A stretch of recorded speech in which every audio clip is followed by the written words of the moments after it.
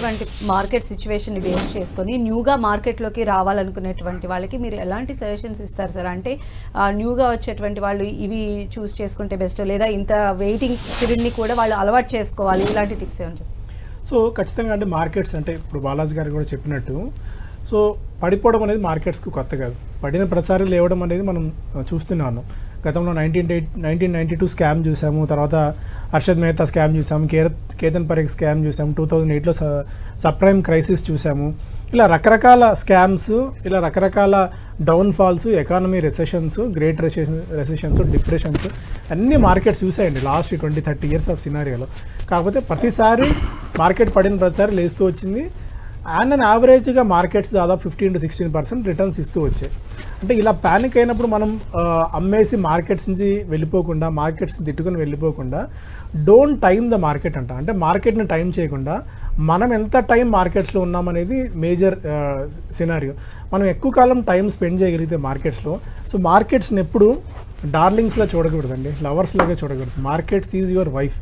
So మీరు ఎంతకాలం wife లాగా దాన్ని హోల్డ్ చేసుకొని ఎక్కువ లాంగ్ టర్మ్ రిలేషన్ మీరు మార్కెట్స్తో ఎప్పుడైతే ఉంచుకుంటారో, సో అప్పుడే మీకు మార్కెట్స్ నుంచి మంచి రిటర్న్స్ వస్తాయి. మార్కెట్ మనం అప్పుడే రివార్డ్ చేస్తుంది.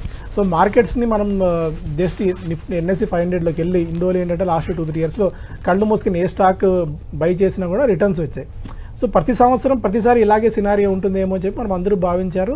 సో ఈ లాస్ట్ 1 or 2 ఇయర్స్లో ఎవరైతే ఇన్వెస్టర్స్ వచ్చారో, అంటే కొంతమంది డాక్టర్స్, బాలాజీ గారు చెప్తారేమో, కొంతమంది డాక్టర్స్ వాళ్ళ ప్రొఫెషన్స్ వదిలేసి అందులో ఉన్న డబ్బులు కాకుండా కిక్ రావాలంటే ఇందులో మార్కెట్స్లో ఏదో డబ్బులు వస్తున్నాయని ఆ ప్రొఫెషన్ వదిలేసి ఆ డబ్బులు మార్కెట్స్లో తెచ్చిపెట్టి ఈ ప్రొఫెషన్ని కోల్పోయి మార్కెట్స్లో డబ్బులు కోల్పోయి సైకలాజికల్గా చాలా ఇబ్బందులు పడిన వాళ్ళు చాలామంది, నేను పర్సనల్గా అయితే అంటే కొంతమంది క్లయింట్స్తో మాట్లాడి వాళ్ళు చెప్పారు.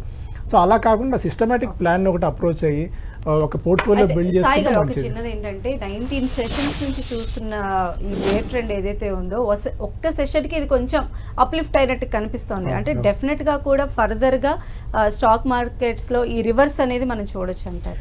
సో అదే చెప్పండి, టెక్నికల్గా రివర్స్ అవ్వడానికి ఏంటంటే ఓన్లీ ఓవర్సోల్డ్ జోన్లో ఉండడం వల్ల ఇవాళ షార్ట్ కవరింగ్ వచ్చిన ర్యాలీ వల్ల కొద్దిగా ఇవాళ అప్ సైడ్ కనిపించింది తప్ప